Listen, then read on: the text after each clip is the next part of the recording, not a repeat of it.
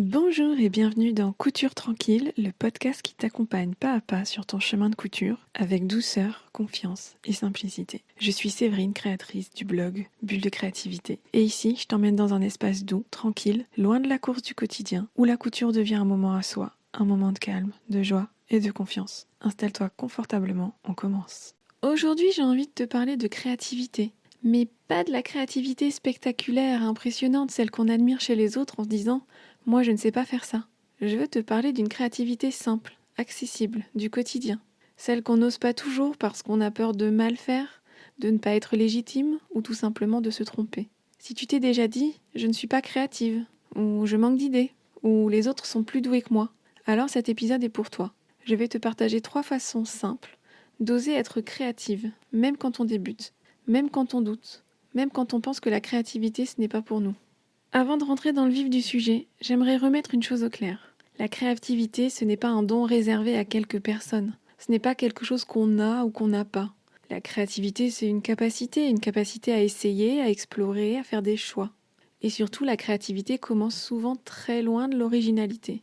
Alors la première façon d'oser être créative, c'est d'arrêter de chercher à être original. C'est peut-être contre-intuitif, mais vouloir absolument être original est l'un des plus grands freins à la créativité. Quand on se met cette pression-là, on se bloque. On n'ose plus rien faire. De peur de copier, de peur de ne pas être assez bien ou pas assez créatif. La réalité, c'est que la créativité naît souvent de l'imitation. On s'inspire, on teste, on reproduit et petit à petit, on adapte. Oser être créatif, ce n'est pas inventer quelque chose de jamais vu, c'est faire un choix qui te ressemble, même simple. La deuxième façon d'oser être créative, c'est de faire des micro-choix. On imagine souvent la créativité comme quelque chose de grand, alors qu'en réalité, elle se cache dans les détails. Choisir un tissu plutôt qu'un autre, associer 2 couleurs, modifier légèrement un projet, ce sont des micro-choix, et ces micro-choix sont déjà des actes créatifs. Tu n'as pas besoin de transformer complètement un projet pour être créative. Tu as juste besoin d'oser choisir au lieu de suivre automatiquement. La troisième façon d'oser être créative, c'est accepter de ne pas savoir où tu vas. La créativité implique une part d'inconnu. Et c'est souvent ça qui fait peur. On aimerait être sûr du résultat avant même de commencer. Mais créer, ce n'est pas exécuter un plan parfait. C'est avancer sans tout maîtriser. C'est tester. C'est parfois se tromper. Et ce n'est pas grave.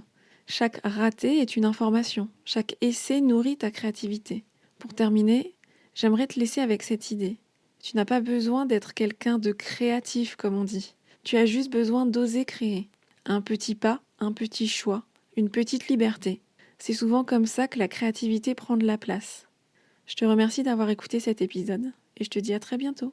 Si cet épisode t'a plu, tu peux t'abonner au podcast pour ne pas rater les suivants ou le partager avec une amie qui aurait bien besoin d'un petit moment à elle. Et si tu veux prolonger l'expérience, tu peux me retrouver sur mon site Bulle de créativité ou t'inscrire à ma newsletter pour recevoir régulièrement une dose de douceur et d'inspiration couture. Je te souhaite une très belle journée et je te dis à bientôt dans Couture Tranquille. Ciao!